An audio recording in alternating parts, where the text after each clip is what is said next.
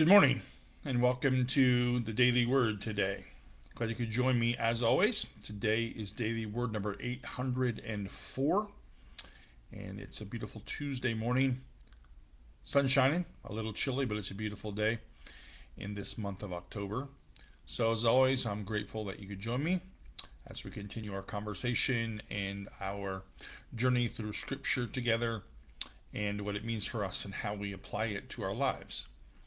And so yesterday I was working on worship for Sunday, of course, and our gathering song is "The steadfast love of the Lord never ceases. God's mercies never come to an end. They're new every morning, new every morning. Great is God's faithfulness." And so I've been singing that in my head. And of course, songs like that, in many ways, come from Scripture, and they have for us today. And it's from Psalm 136. And Psalm 136 is this, it's rather long, and I wasn't going to read it all, but I decided that reading all of it kind of gives us a glimpse of who God is and how we use Scripture to apply it to our lives, and how, songs find their way out of Scripture. So just bear with me through Psalm 136, even though it's a little longer. Oh, give thanks to the Lord, for he is good, for his steadfast love endures forever. Oh, give thanks to the God of gods, for his steadfast love endures forever. Oh, give thanks to the Lord of lords, for his steadfast love endures forever. Who alone does great wonders, for his steadfast love endures forever. Who by understanding made the heavens, for his steadfast love endures forever. Who spread out the earth on the waters, for his steadfast love endures forever. Who made the great lights, for his steadfast love endures forever. The sun to rule over the day, for his steadfast love endures forever. The moon and the stars to rule over the night, his steadfast love endures forever. Who struck Egypt through their firstborn, for his steadfast love endures forever, and brought Israel out from among them, for his steadfast love endures forever. With a strong hand and an outstretched arm, for his steadfast love endures forever. Who divided the Red Sea in two, for his steadfast love endures forever. And made Israel pass through the midst of it, for his steadfast love endures forever. But overthrew Pharaoh and his army in the Red Sea, for his steadfast love endures forever. Who led his people through the wilderness, for his steadfast love endures forever. Who made water flow from the rock, for his steadfast love endures forever. Who struck down great kings, for his steadfast love endures forever. And killed famous kings, for his steadfast love endures forever. Shihon, king of the Amorites, for his steadfast love endures forever. And Og, king of Bashan, for his steadfast love endures forever. And gave their land as a heritage, for his steadfast love endures forever. A heritage to his servant Israel, for his steadfast love endures forever. It is he who remembered us in our low estate, for his steadfast love endures forever, and rescued us from our foes, for his steadfast love endures forever, and who gives food to all flesh, for his steadfast love endures forever. Give thanks to the God of heaven, for his steadfast love endures forever.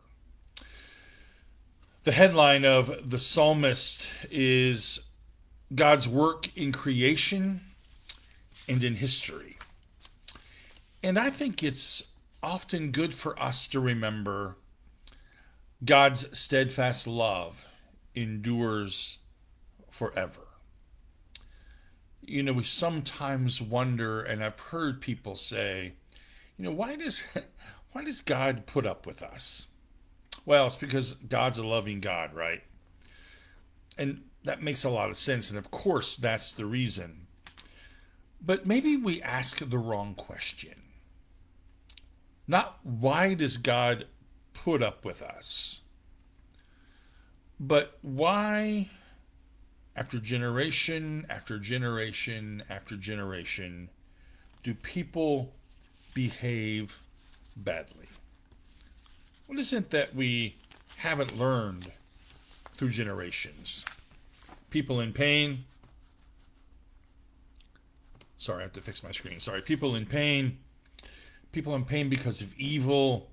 People in pain because of war and hatred and anger. People jealous of other people. People raging against everything in our society. I often wonder, and I have to wonder, why do we keep acting bad? If we were to read the words of the psalmist, and God's steadfast love endures forever, and the list of all of these things that God has done for us: creation, restoring rights from wrongs, being in our lives, through the Red Sea, through the wilderness, through the desperation of finding their way to the promised land. God endured with them.